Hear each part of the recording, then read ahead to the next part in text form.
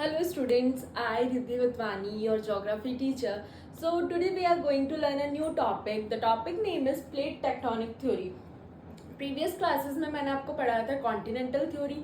आज अपन पढ़ेंगे plate tectonic theory. अच्छा, इस टॉपिक को स्टार्ट करने से पहले एक बेसिक कॉन्सेप्ट है वो आप समझिए. जो अर्थ क्रस्ट है, अर्थ अपनी 3 लेयर्स में डिवाइडेड है. कौन कौन सी 3 लेयर्स है? That is crust, mental, core. ये जो 3 लेयर्स है, इसमें अर्थ क्रस्ट के नीचे जो मेंटल है उसको अपन बोलेंगे मॉल्टन मैग्मा जो है. तो अपनी जो क्रस्ट है वो क्या कर रही है? फ्लोट कर रही है उसके ऊपर. ये प्लेट्स भी उसी तरह का काम कर रही है, फ्लोटिंग का. इधर इधर फ्लोट कर रही है. ठीक है, तो इस प्लेट से अपने जो सारे फिजिकल फीचर्स अपने को देखने को मिलते हैं. कहीं अपने को माउंटेन्स मिलते हैं, कहीं आइलैंड मिलते हैं, डेजर्ट्स मिलते हैं, प्लेट्यू मिलते हैं. ये सब जो वेरिएशन अपने को दिखने को मिलता है अर्थ पे, वो कहीं ना कहीं इसी प्लेट टेक्टोनिक का रीजन है.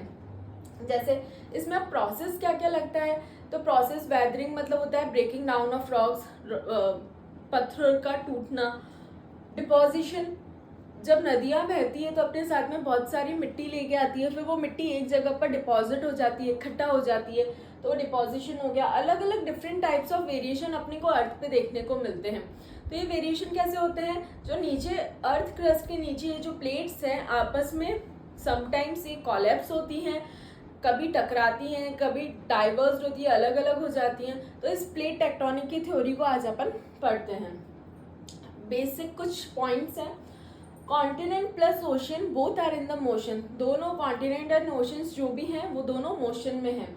कॉन्टिनेंटल प्लेट मूव्स कैसे मूव करती है? 2 सेंटीमीटर पर ईयर के अकॉर्डिंग मूव करती है.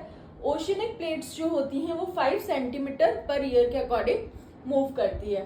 प्लेट्स एवरेज थिकनेस उनकी होती है, एवरेज थिकनेस 100 किलोमीटर्स की, और फ्लोट ऑन द एस्थेनोस्फेयर. और ये कहाँ फ्लोट करेगी? एस्थेनोस्फेयर. जब मैंने आपको इंटीरियर ऑफ द अर्थ पढ़ाया था तो मैंने उसमें 3 लेयर्स पढ़ाई थी, crust, mental, core. Mental further divided into 2 layers, upper mantle and lower mental. तो जो अपर मेंटल के बाद में जो वो लेयर आती है उसको बोलेंगे एस्थेनोस्फेयर. और ये प्लेट्स कहाँ आपको मूव करती हुई मिलेगी? एस्थेनोस्फेयर पे.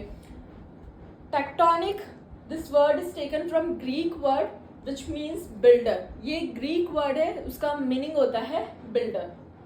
अपन आगे देखते हैं. इसमें earth crust is divided into 7 major and some minor plates. जो अपनी अर्थ क्रस्ट है वो 7 मेजर प्लेट्स में और कुछ माइनर प्लेट्स में डिवाइडेड है.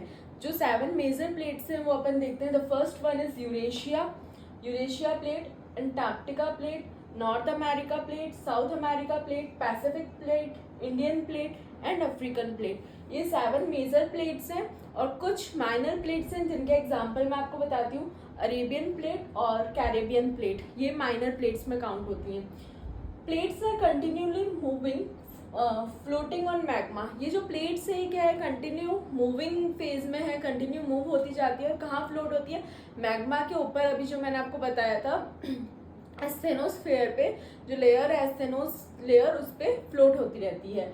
लीडिंग टू, अभी क्या क्या लीड करती है? जब प्लेट्स हो रही है कंटिन्यू मूविंग, उसमें है, मोशन में है कंटिन्यू, तो कुछ ना कुछ तो होगा.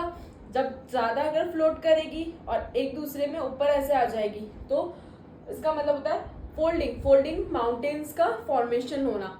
समटाइम्स ये प्लेट्स एक दूसरे से डाइवर्ज होती हैं, दूर जाती हैं, तो उसमें हो जाता है फॉल्टिंग एंड वॉल्केनिक एक्टिविटीज़. और जो भी वॉल्केनिक एक्टिविटीज़ होती हैं वो भी इसी का ही रीज़न है. प्लेट टेक्टोनिक की वजह से ही वॉल्केनिक एक्टिविटीज़ होती है. सो इसमें अपन ने क्या पढ़ा इस स्लाइड में? 7 मेजर प्लेट्स पढ़ी, that is Eurasian plate, Antarctica plate, North American plate, South American plate, Pacific plate, Indian plate and African plates. And 2 major plates are Caribbean plates and Arabian plates. Students, अब अपन पढ़ेंगे 3 major plate movements. कौन कौन से हैं 3 major plate movement? The first one is convergent plate movement, the second one is divergent plate movement and the third one is transboundary plate movement. तो ये जो 3 मेजर प्लेट मूवमेंट्स हैं उनके बारे में पढ़ेंगे. सबसे फर्स्ट कन्वर्जेंट में क्या होता है? एक एग्जांपल से आप समझो. ये 2 प्लेट्स हैं. अब इस प्लेट्स की क्या है? कम्स टुगेदर, ये पास में आएगी. Plate come towards each other, दोनों आपस में एक दूसरे के पास में आएगी। दो प्लेट्स हैं, ऐसे आते आते आते एक मोमेंट पे क्या होगा, ये ऐसे फोल्ड होने लग जाएगी, तो ये होता है folding. Conversion plate, plates come towards each other, एक दूसरे के पास में आके एक मोमेंट पे फोल्डिंग हो जाएगी, और जब ये फोल्डिंग होता है तो ये फॉर्मेशन किसका होगा, फॉर्मेशन ऑफ माउंटेन, ये माउंटेन का फॉर्मेशन देगी, फॉर्मेशन ऑफ माउंटेन्स।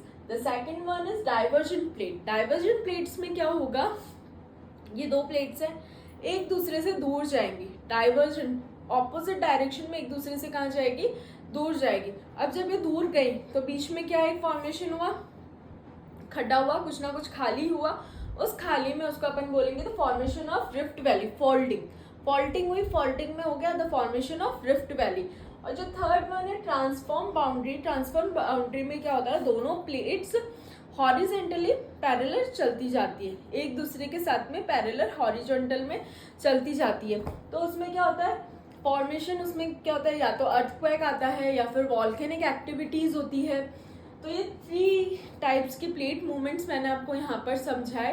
फर्स्ट था कन्वर्जन प्लेट मूवमेंट, सेकंड था डाइवर्जेंट प्लेट मूवमेंट, और थर्ड था ट्रांसफॉर्म बाउंड्री प्लेट मूवमेंट। इसमें दोनों plates comes toward each other, mountain का फॉर्मेशन होता है, plates move from each other, दोनों आपस से दूर जाती है, तो इसमें होता है फॉर्मेशन ऑफ रिफ्ट वैलीज का, और यहाँ हॉरिजेंटल दोनों एक साथ में प्लेट्स मूव करती है। Yes students, hope you like the class.